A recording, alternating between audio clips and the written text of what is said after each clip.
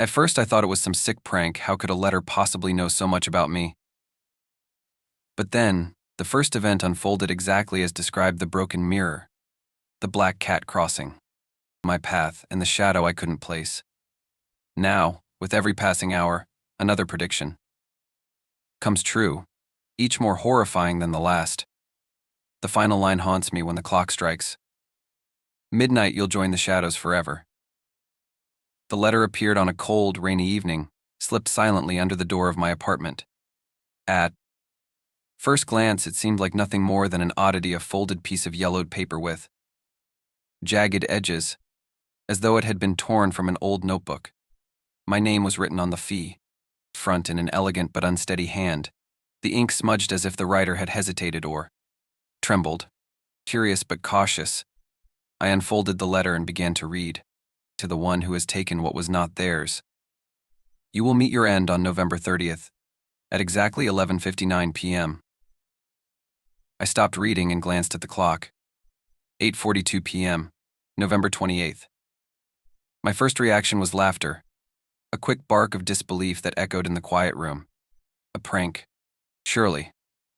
Maybe a friend trying to mess with me, or a nosy neighbor getting creative with their petty grievances. But as I continued reading, my amusement faded into unease. The letter described, in disturbing detail, events that would occur over the next 2 days leading up to my supposed death. A mirror will shatter. The cat will cross your path. The shadow will follow. The writing felt ancient, almost ritualistic, yet unnervingly personal. It mentioned details about my life no one else could know, things I'd never shared with anyone. My favorite brand of coffee, the exact routine I followed every morning, the scar on my left wrist from an accident I hadn't thought about in years. How could anyone know these things?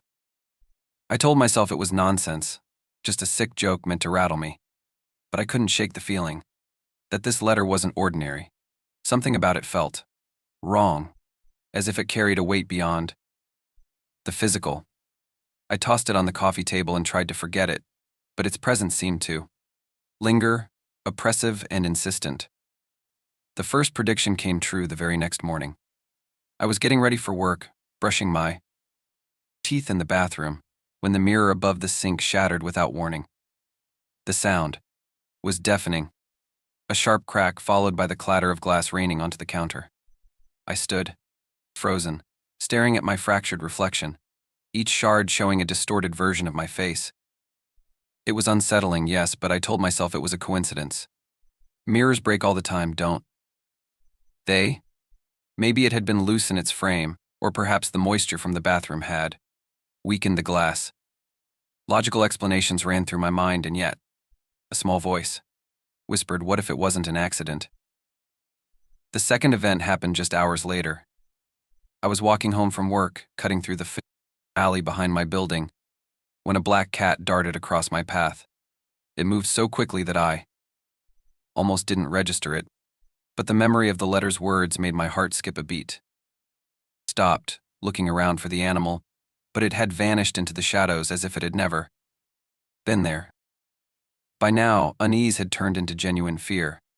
2 predictions had come true, just as the letter said they would. I tried to rationalize it. Maybe I was imagining connections where there weren't any, letting my paranoia get the better of me. But as the sun dipped below the horizon, casting long, eerie shadows across my apartment, I couldn't deny the truth: the letter was no prank. It was something far more sinister. That night, I slept with the lights on, but it didn't help. I woke several times to the feeling of being watched, the hairs on the back of my neck prickling as though someone or something was standing just out of sight. The shadows in the corners of my room seemed darker than usual, deeper and more solid, almost as if they were alive. By the next morning, I was desperate for answers. I took the letter with me to work, hoping someone might recognize the handwriting or give me a clue about its origin. My coworkers laughed it off, calling it an elaborate hoax or the work of a jealous ex, but their dismissive smiles didn't comfort me. They only made me feel more isolated. I decided to investigate on my own. My first thought was to check the building's security cameras, But the landlord told me they'd been out of service for weeks. Of course, my luck seemed to be running out. Still, I pressed on, combing through my mental list of people who might harbor a grudge against me. An old friend I'd fallen out with years ago? A former lover? A colleague I'd outshined at work? None of it added up. The only solid lead came from an old neighbor, a reclusive woman who lived on the ground floor. When I asked her if she'd seen anyone lurking around the building, her eyes widened, and she muttered something under her breath. "They always come back," she said cryptically before, slamming the door in my face. Her words stayed with me. Who always comes back? I spent the rest of the day chasing shadows, following dead-end leads, and asking questions no one wanted to answer. By nightfall, I felt more lost than ever. The only thing I knew for certain was the letter wasn't lying. Time was running out, and I was no closer to understanding why this was happening or how to stop it. By the second night, the shadows were no longer just a trick of the light.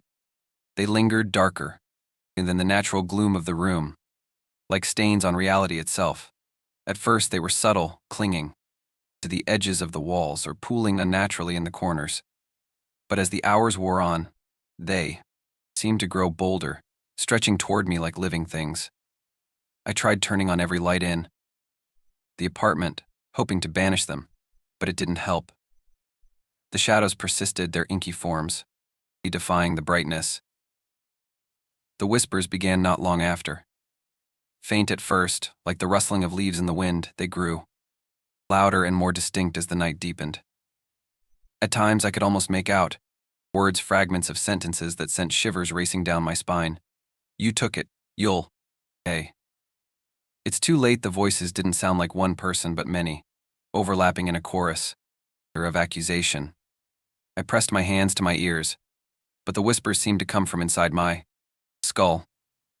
Then came the moment that made my blood run cold. As I sat huddled on the couch, clutching the letter and trying to decipher its meaning, I glanced toward the window. A shadow stood there, perfectly still, its silhouette barely distinguishable against the night outside. It was human-shaped, but something about it was wrong, its proportions off, its head tilted at an unnatural angle. I froze, my breath caught in my throat. When I blinked, it was gone. The realization struck me like a physical blow. The shadows weren't just random manifestations of my paranoia. They matched the descriptions in the letter, vague as they were. A tall man with a crooked neck, a woman with long hair obscuring her face, a child clutching something in its hands. These weren't strangers, they were people I knew, or rather, people I had wronged. And now, they were here, watching, waiting. By the morning of November 30th, the weight of the letter's final prediction pressed down on me. Like a suffocating fog. "You will meet your end at 11:59 p.m. The specificity of it left no room for denial. Every passing hour felt like a countdown to my doom. I decided to leave town, thinking I could outrun whatever force was hunting me. But the universe seemed determined to keep me trapped. My car refused to start, even though I'd driven it the day before without issue. When I called a tow truck, the driver canceled at the last minute, citing an inexplicable sense of dread about coming to my address. Desperate, I tried booking a ride share, but every driver mysteriously canceled after accepting the trip. Walking wasn't an option either. As I packed a bag and stepped outside, I slipped on the icy stairs and twisted my ankle, forcing me back inside. It felt as though the world itself was conspiring to keep me confined to that cursed apartment. My isolation was complete, and the shadows were growing restless. As the evening approached, I felt the first stirrings of guilt mingling with my fear. The letter had accused me of taking something that wasn't mine. But what? I racked my brain, sifting through memories of petty lies, stolen opportunities, and careless betrayals. One incident rose to the surface: an argument with a former friend, Eric. We had fought over a business deal that had gone south, and in my desperation to come out on top, I had lied, costing him his reputation. He had warned me then, his voice shaking with anger. "You'll regret this when your time comes." As midnight crept closer, I couldn't shake the memory of Eric's words. Could the letter be his doing? It seemed impossible. Eric had disappeared years ago, leaving no trace. But guilt has a way of making even the absurd seem plausible. I closed my eyes, and the memories came flooding back. I saw Eric's face, twisted in rage, and heard his parting words echoing in my mind. But as I delved deeper into my past, other faces surfaced, faces I had long since buried in the recesses of my mind. A coworker I had sabotaged for a promotion. A neighbor whose complaints I'd ignored until their eviction notice arrived. A former partner I had cheated on, leaving them heartbroken. The shadows weren't just Eric. They were everyone I had hurt, their pain woven into the fabric of my life like invisible scars. And now, it seemed, they had found a way to collect their due. I looked at the letter again, searching for clues. The handwriting seemed familiar, but I couldn't place it. The paper smelled faintly of earth and decay, as though it had been buried for years. And then I noticed something I hadn't before, a faint watermark, almost invisible, in the shape of a clock face. Its hands pointed to 11:59. It was then that I understood. The letter wasn't just a warning, it was a sentence, a reckoning. For the choices I had made, the lives I had disrupted. Midnight wasn't just a time, it was a verdict, an end I couldn't escape. As the final hours ticked away, I stopped trying to run. Instead, I sat in the center of the room, the letter in one hand and a trembling candle in the other, waiting for whatever was coming. The shadows gathered around me, their forms clearer now, their faces etched with sorrow and rage. And as the clock struck 11:59, they moved closer, their whispers rising into a deafening roar. By the time evening fell on November 30th, the letter's predictions had become far more sinister. It no longer described small, eerie coincidences, but instead detailed horrifying events involving the people closest to me. My best friend, Sarah, was the first to fall victim.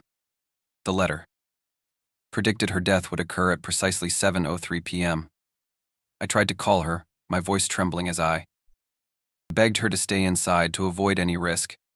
She laughed nervously, brushing off my warnings. As paranoia. At exactly 7:03 p.m., my phone buzzed. A news alert: a woman had been struck by a falling streetlight while walking downtown. The victim's name hadn't been released, but my stomach sank as I called her number, and it went straight to voicemail. My hands shook as I dropped the phone.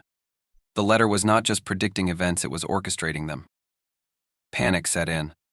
I called everyone I cared about, warning them of the impending danger, but no one took me seriously. Each time I was met with disbelief, laughter, or annoyance. "You're overthinking it," one said. "You need to get some sleep," another suggested. I realized with dread that the letter had isolated me completely. No one would help, and worse, no one would believe me. As the hours passed, the letter's final words loomed in my mind at 11:59 p.m. "Your life will end." I watched the clock, each minute ticking away like the beat of a funeral drum. By 11 p.m., I was utterly alone, huddled in the darkest corner of my apartment, the shadows around me, shifting and murmuring. I could feel their cold presence, their breath brushing against the back of my neck, their whispers crawling under my skin. They were waiting. Desperate to change my destiny, I decided to destroy the letter. If it had brought this curse into my life, perhaps its destruction could break the chain of events. With trembling hands, I grabbed a lighter and held the flame to the corner of the yellowed paper. The edges curled and blackened, the acrid smell of burning ink filling the room. But instead of disintegrating into ash, the letter erupted into a burst of unnatural flame, the fire leaping and twisting as though alive. Dropped it in terror, watching as the flames consumed it entirely, leaving behind nothing but a faint smear of soot on the floor. I waited, heart pounding, hoping that destroying the letter had somehow undone its power. For a moment, the apartment was silent. The shadows seemed to recede slightly, their edges softening. I allowed myself to hope. Maybe I had won. But then, the air grew heavy, charged with a suffocating pressure. The whispers returned, louder. Now, angry and insistent. The shadows surged forward, their forms taking shape. I saw faces in the darkness, faces I recognized. Sarah's lifeless eyes stared back at me, her mouth twisted in an agonized scream. Eric's crooked grin stretched wider than humanly possible, his head lolling to the side at an unnatural angle. The others followed, their features distorted by rage and pain. I realized then that the letter wasn't just a prediction or even a warning. It was a curse, a binding contract etched in fate. By burning it, I hadn't destroyed the curse, I had only escalated it. Shadows were no longer content to watch and wait, they were coming for me. The clock struck midnight, and everything changed. The room around me dissolved into darkness, the walls fading into a swirling void. I was no longer in my apartment, but a place beyond comprehension, a realm of shadows and echoes. The air was thick and oppressive, vibrating with the murmurs of countless voices. The shadows surrounded me, their forms solidifying into grotesque humanoid shapes. They spoke in unison, their voices a cacophony of anger and sorrow. You have taken, you have hurt. Now, you must pay. I fell to my knees, my heart pounding in my chest. Please, I begged. I didn't mean to whatever I did. I'm sorry. One shadow stepped forward, its face indistinct but filled with a sense of authority. It is too late for apologies, it said, its voice echoing in my mind. You lived selfishly, taking from others, without thought of consequence. Now, you stand before us, and justice will be served. I thought I was going to die, that they would rip me apart or drag me into eternal torment. Instead, the leader of the shadows extended a hand. You have one chance, it said, to make amends for the harm you've caused. If you fail, your soul will belong to us. A blinding light erupted from the void, and I found myself back in my apartment. The clock read 12:01 a.m. The shadows were gone, but their warning lingered. I understood now that my fate wasn't sealed, not yet. The curse had spared me, but only temporarily. If I didn't make things right, if I didn't undo the damage I had done, the shadows would return. And next time, there would be no escape. I thought it was over when I woke in the faint light of dawn. The clock on the wall read 6 a.m., far past the fateful midnight. My chest heaved with shallow breaths, and my hands trembled, but I was alive. Somehow I survived. The letter was gone, burned to ash and scattered into nothingness. The shadows had receded, and my apartment felt eerily still, almost peaceful. But that peace didn't last. It started subtly. The whispering echoes that had tormented me seemed to linger, just beyond the edge of sound. At first, I dismissed them as figments of my imagination, the residual terror of what I'd endured. But then, as I walked into the bathroom, I caught sight of my reflection in the mirror. There were eyes behind me. I spun around, heart hammering, but the room was empty. I looked back at the mirror, and they were gone, leaving only my pale, haunted face staring back. But I knew what I'd seen. My skin prickled with cold, as if the shadows were still here, watching, waiting for me to falter. I tried to shake the feeling, focusing instead on what I could control. I would make amends. I'd seek out Eric, if he was even alive, and anyone else I'd wronged. I had to believe there was a way to undo the damage, to lift this curse. But as the day stretched on, the cracks in my reality began to widen. Everywhere I went, I saw them, shadowy figures lurking at the edge of my vision, melting away. The moment I turned my head, objects in my apartment shifted positions when I wasn't looking. The whispers grew louder at night, their once indistinct words forming a single, chilling sentence that echoed over and over, you can't escape. Then, the final horror revealed itself. That night, as I sat alone in the dim glow of my living room lamp, the air turned icy. My breath fogged the air, and the whispers stopped abruptly, replaced by an oppressive silence. The clock on the wall, which I hadn't paid much attention to all day, began to tick unnaturally loudly. Each tick sounded like a hammer striking a nail. I glanced at the clock, and my blood froze. The hands had stopped at 11:59. The lamp flickered and went out. Darkness engulfed the room, thicker and blacker than it should have been. My body refused to move, paralyzed by the weight of the shadows that surged forward. They surrounded me, their forms towering and distorted, their faces so many. Faces twisted with rage and sorrow. One shadow leaned in close, its presence cold and suffocating. It whispered in a voice that wasn't just heard but felt. Deep in the marrow of my bones you delayed the clock, but midnight will always come. In a flash, the darkness collapsed inward, consuming me. My screams echoed into the void, swallowed by the very shadows I had tried to escape. When I woke, I was back in my apartment, lying on the cold floor. The clock ticked softly on the wall, now showing 3:33 a.m.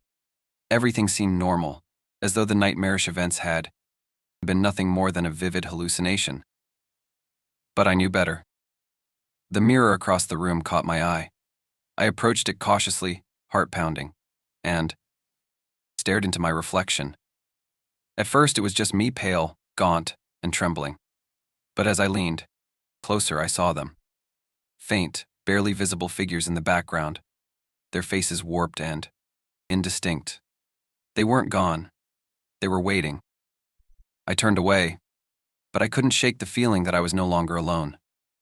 The shadows weren't just following me, they were inside me now, woven into my very being. And then, I heard a faint scratching sound. Turning slowly, I saw another letter on the floor. Its yellowed paper stark against the dark wood. My name was scrawled across it in the same trembling handwriting. I didn't open it. If you're reading this, consider it your warning. The shadows don't just haunt me, they're always searching for someone new, someone vulnerable. Every time I tell this story, they grow stronger, more restless. You've read this far, haven't you? You've opened the door just a crack. Can you feel them yet? The prickling at the back of your neck, the shadows deepening in the corners of your room. Are you sure you're alone as you finish this story? Or is something already watching? From the darkness? If you dare, share this story. But remember, every time it's told, the shadows grow closer. Maybe they'll visit you next. Or maybe they're already here, waiting for midnight to strike.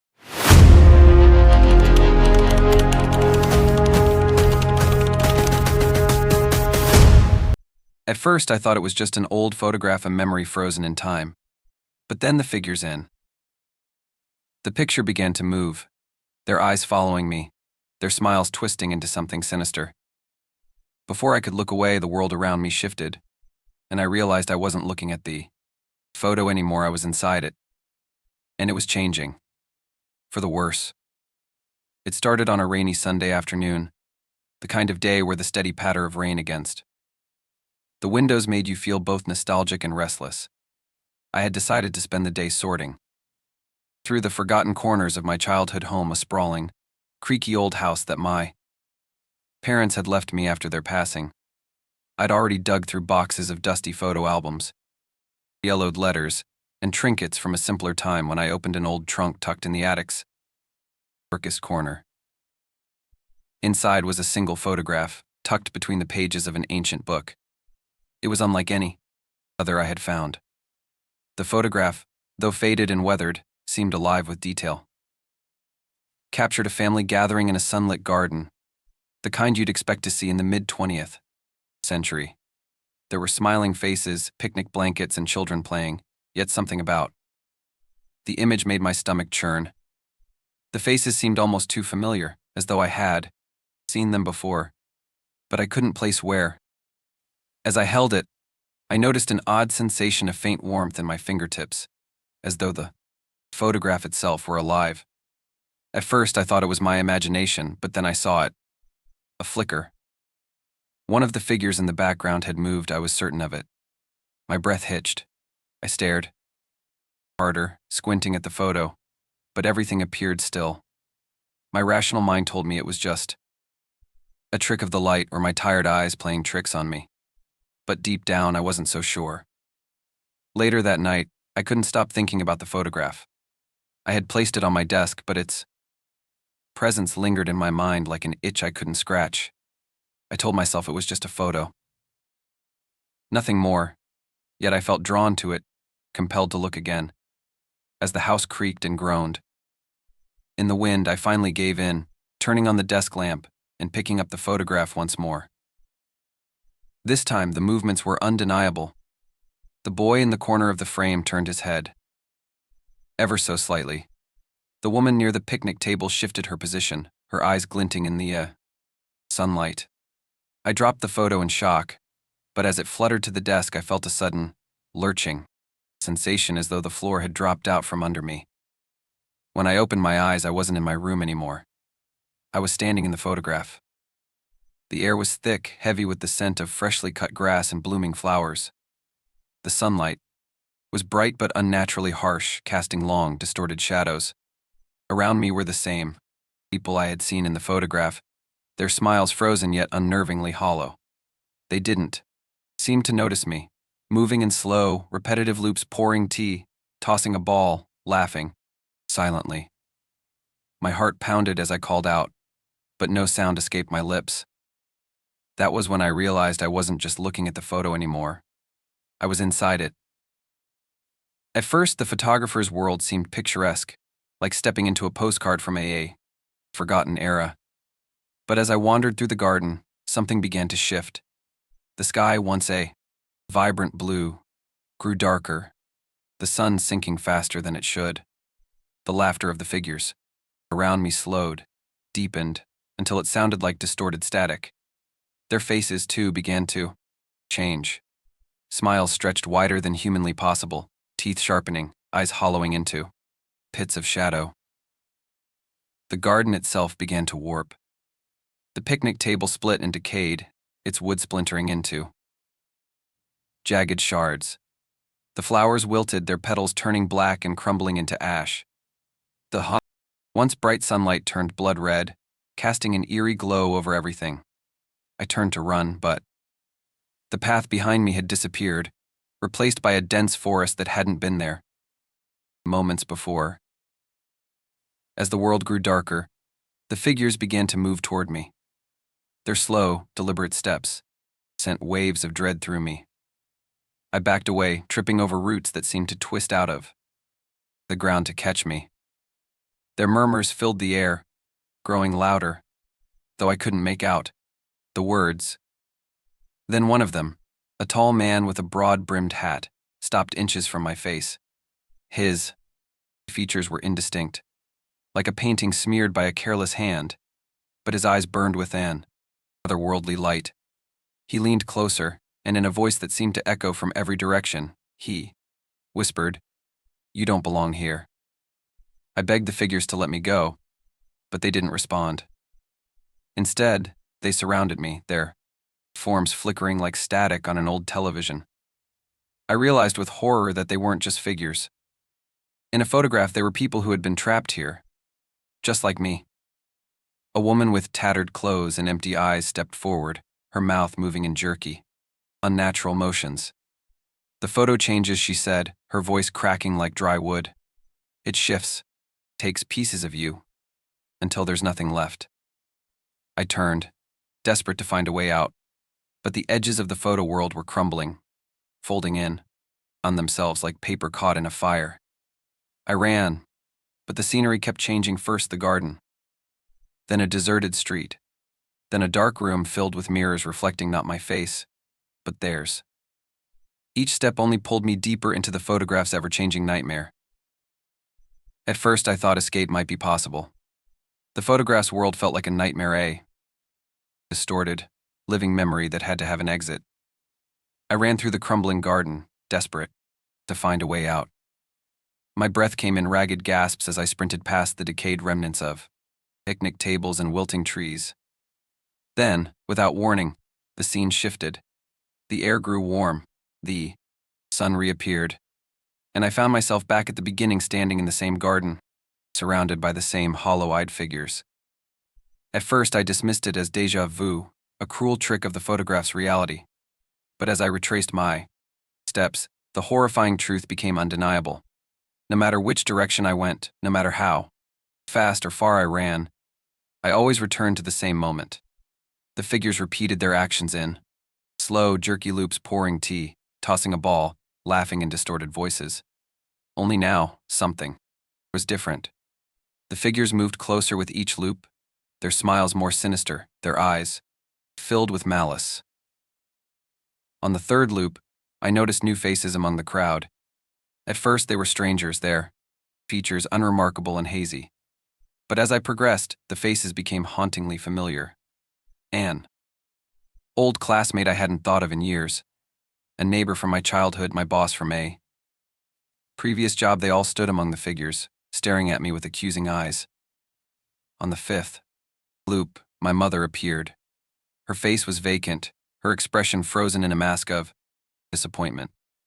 By the seventh, my own reflection stared back at me, a hollow and twisted version of myself.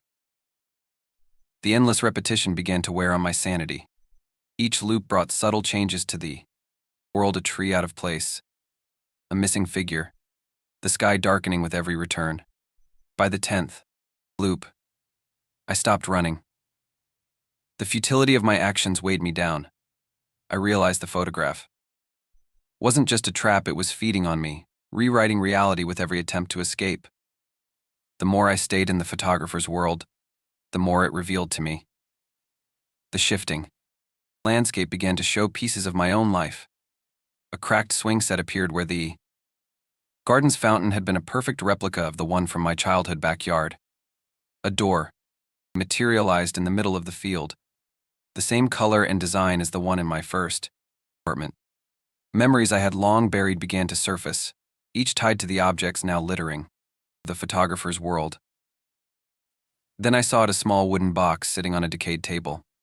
It was unmistakably mine. A keepsake I'd lost years ago. I opened it hesitantly, and inside was a photograph of my younger self, smiling with a group of friends I hadn't spoken to in years. My chest tightened as I remembered that day. It was the last time I'd seen Eric. Eric had been my closest friend once, but that day had changed everything. We'd argued about money, loyalty, and a secret I had betrayed. I hadn't thought about him in years. But now his face stared back at me from the photograph, distorted by a creeping shadow.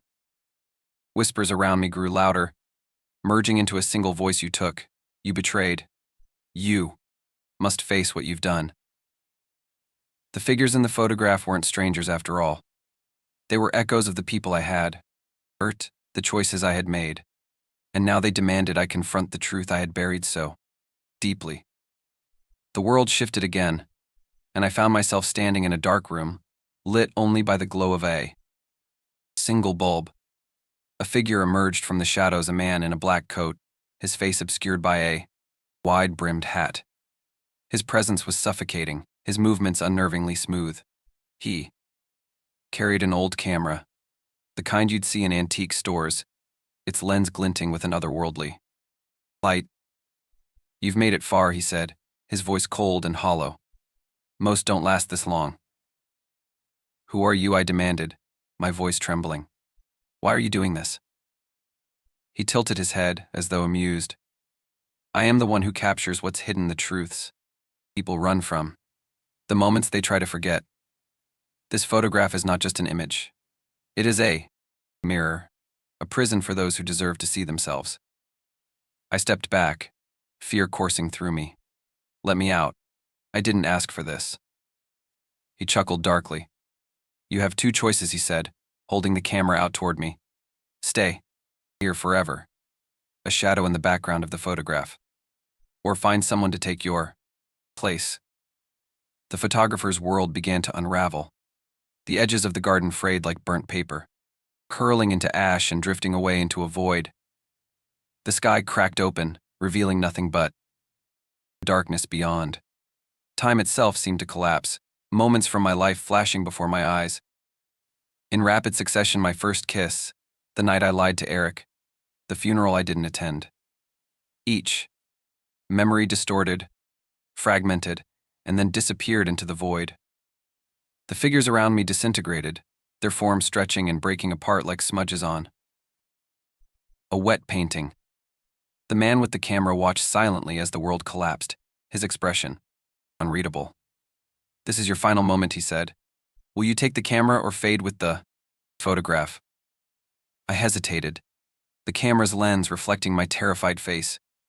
I reached out, my hand trembling, but before I could decide, the world went dark. The moment I realized the truth, the photographer's world began to shift in ways that defied comprehension. The serene garden setting twisted and buckled as though the ground itself were alive, breathing and pulsating beneath my feet. The colors around me faded to monochrome, and the vibrant greens and yellows of the once sunny scene dissolved into an oppressive palette of grays. The air grew colder, heavy with a suffocating sense of inevitability. It began when I stumbled upon a mirror in the photograph's world, a tall, ornate frame standing upright in the middle of a clearing. The glass was cracked, its surface marred by spiderweb fractures that distorted my reflection. But as I stepped closer, I noticed something horrifying. The figure in the mirror wasn't entirely me. My features were there, but they were shadowed, hollowed, as if a part of me had been replaced by something darker. My reflection moved out of sync with me, tilting its head and smiling faintly when I didn't. "You're not supposed to be here," it whispered, though its lips didn't move. "Or maybe you've always been here."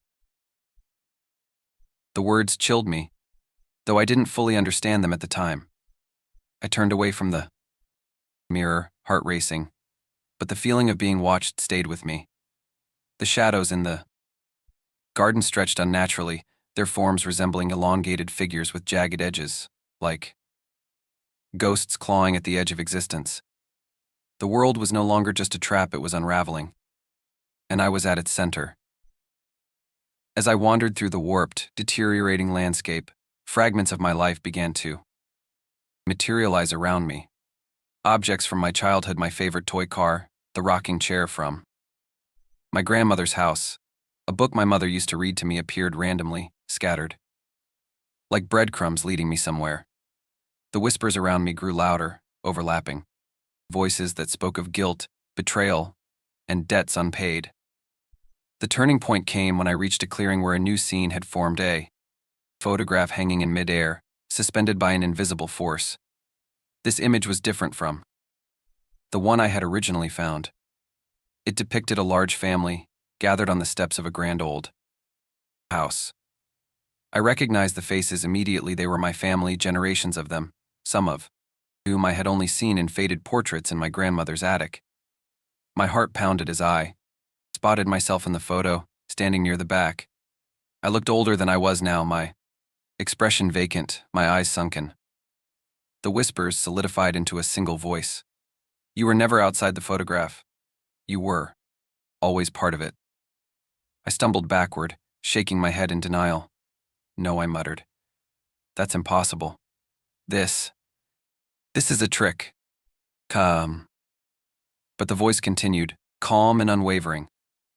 "This photograph has bound your family for generations. Each of you has played a part in its creation, in the sins that keep it alive. And now, it is your turn to take your place." The scene around me shifted again, and I was standing in the grand house from the photograph.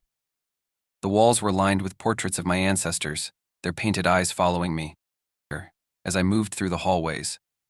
Each room I entered replayed scenes from my family's history. A dark deal struck over a candlelit dinner, a man signing a contract with shaking hands, a woman crying as she placed something, a photograph, into an ornate box. The last room I entered was a study, and there I found an old journal lying open on a desk. The pages were filled with frantic handwriting, recounting the story of my great-grandfather. He had commissioned a photographer to create a family portrait, desperate to preserve the legacy of his wealth and status. But the photographer, a man shrouded in mystery, had cursed the photograph, tying it to my family's collective guilt. Every betrayal, every sin, every selfish act would feed the photograph, ensuring its survival and our entrapment. The final entry sent a chill down my spine. To escape, one must take their rightful place in the photograph, but the cost is steep: the loss of self. As the journal's words sank in, the photographer appeared before me, his face obscured by shadows, his presence commanding and oppressive. In one hand, he held the photograph, its surface rippling as though it were alive. In the other, he held a pen. "You've seen the truth," he said, his voice cold and hollow. "This is your family's burden, passed down through generations. The only way to escape is to take your place in the photograph. Sign your name, and the curse will release you. But know this: once you are part of the photograph, you will no longer be you. You will become a shadow, bound to this world forever." I backed away, panic surging through me. "There has to be another way," I shouted. "I didn't ask for this." The photographer tilted his head. "There is no other way. Sacrifice yourself, or let the photograph consume you completely. The choice is yours." Time seemed to slow as I stared at the pen, the weight of generations pressing down on me. My entire life, every decision I had ever made, had led to this moment. If I refused, the photograph would continue to grow, taking more of me until there was nothing left. If I accepted, I would lose myself entirely, becoming just another figure trapped in its cursed world. The clock on the wall struck midnight, and the room grew deathly silent. I picked up the pen, my hand trembling, and stared at the photograph one last time. The faces of my ancestors gazed back at me, their expressions unreadable. My reflection shimmered on the photographer's surface, already beginning to blur. As I pressed the pen to the paper, the whispers returned, louder than ever. The photographer's shadow loomed over me, and I felt the world collapse into darkness. Now, as you read this, know that the photograph still exists. It waits for the next soul, the next victim to stumble upon it. Perhaps it's already found you. Are you sure that picture on your wall hasn't moved? The room spun violently, the edges of the photograph's world folding in on themselves like paper burning from the corners inward. My heart raced as I clawed at the air, searching for an escape, for something solid, anything to anchor me. The photographer's shadow loomed larger, his face an indecipherable void, his voice echoing with unearthly calm. "It's time," he whispered. "The photograph is chosen." I felt myself slipping, my body weightless, my mind unraveling. Then, as suddenly as it had begun, the chaos stopped. Silence. Darkness. My eyes snapped open, and I found myself sprawled on the cold floor of my bedroom. The faint hum of the street outside filtered through the window, and the familiar smell of old wood and dust grounded me. I was home. At first, I dared to hope. I touched the floor, felt its solidness beneath my palms, and breathed deeply. The nightmare was over. Or so I thought. I rose shakily to my feet, my muscles screaming with exhaustion, and surveyed the room. Something was off. The photographs on my wall weren't the same. My grandmother's portrait, which had always hung to the left of my desk, now stared down at me from above the bed. The stack of books I'd left on my nightstand was gone, replaced by an old, leather-bound journal I didn't recognize. And then there was the mirror. It hung in the corner, cracked and dull, though I'd never owned a mirror like it.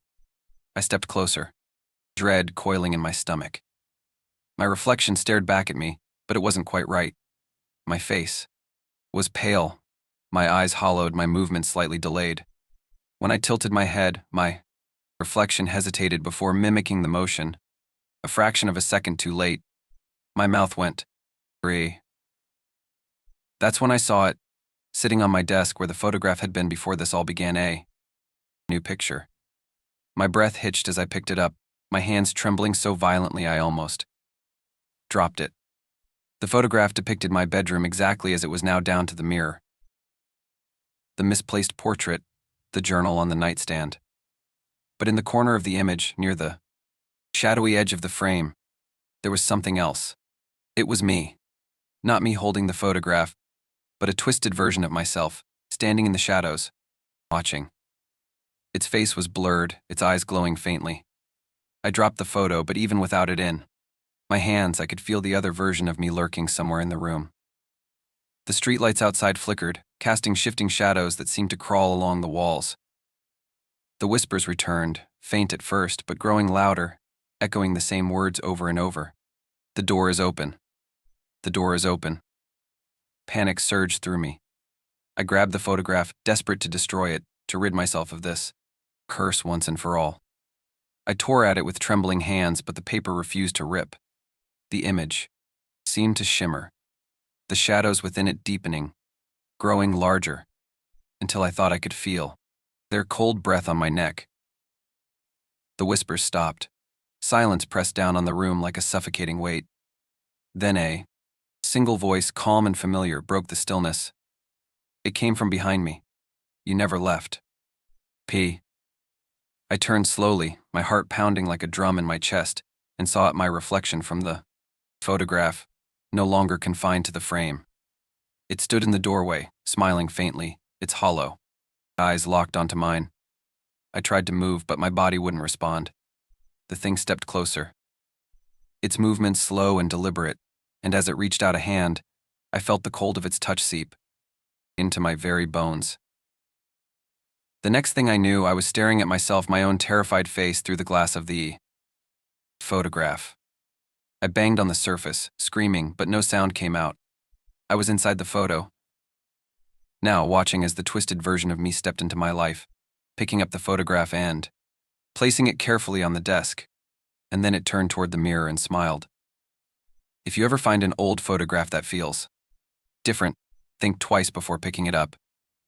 The curses don't always know they've been chosen.